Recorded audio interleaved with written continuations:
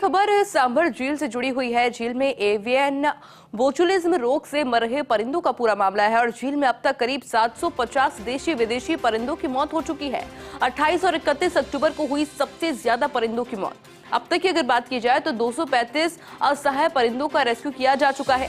Rescue centre में इलाज के दौरान 126 परिंदों की मौत हो गई है। रेस्क्यू सेंटर में उपचार के बाद झील में छोड़े गए हैं 39 परिंदे। झील में 6 नवंबर को छोड़े गए थे 38 देशी विदेशी परिंदे और रेस्क्यू सेंटर में अभी भी 53 परिंदों का उपचार जारी है। मेरे साथ में senior special correspondent Vinod Singh Chauhan जुड़ चुके हैं। विनोद जी, जिस तरह से लगातार परिंदों की मौत हो रही है, क्या कुछ समझा जाए कि अब क्या कुछ रणनीति के तहत काम किया जाएगा या फिर किस तरह से इलाज किया जाएगा, क्या कुछ बदलाव किया जा सकता है?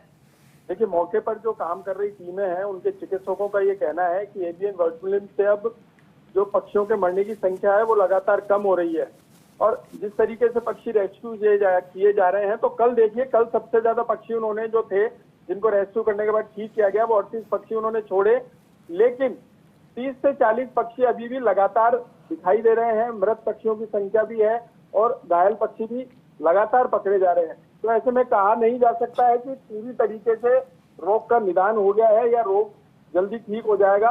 हालांकि टीम में अभी डीप में नहीं जा पाई है। सांभर झील के बीच के क्षेत्र में जो है वहां पर पक्षियों की मृत पक्षियों की संख्या सबसे ज्यादा है। और देखिए, 3 जिलों की सीमा लगती है, डीडवाना, नागौर, जयपुर और अजमेर। बताया जा रहा है कि अजमेर की तरफ कोई पक्षी नहीं मरा है, जयपुर जिले की तरफ संख्या कम है, लेकिन नावा में पक्षियों की संख्या ज्यादा है। तो ऐसे में उस क्षेत्र को टटोला जा रहा है और 3 दिन से ड्रोन के माध्यम से सर्च किया जा रहा है कि जहां पक्षी ठहरे हैं, जहां उनका रहवास उन्होंने बनाया है, जहां नेस्टिंग कर रहे हैं, वहां किस तरह की स्थिति है।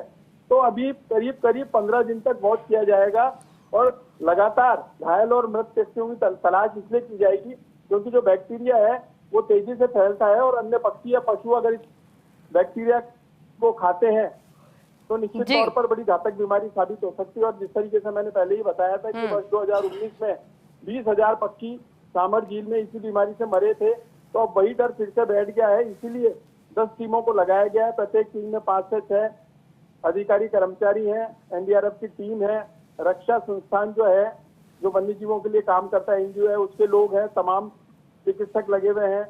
वो इस बात को तलाशने में लगे हुए हैं कि सबसे ज्यादा संख्या मृत पक्षियों की, रोग से ग्रसित पक्षियों की कहां पर है। तो इन तमाम चीजों को लेकर कार्रवाई की जा रही है। लेकिन अच्छी बात ये सामने आई है कि लगातार मृत पक्षियों की और घायल पक्षियों की संख्या कम हो रही है। ऐसे में राहत की सांस तो है, लेकिन अभी परिंदों का आना जारी है और अगले 2 महीने तक विदेशी मेहमान, विदेशी पावड़े, परिंदे बहुत आएंगे, हजारों की संख्या में आएंगे।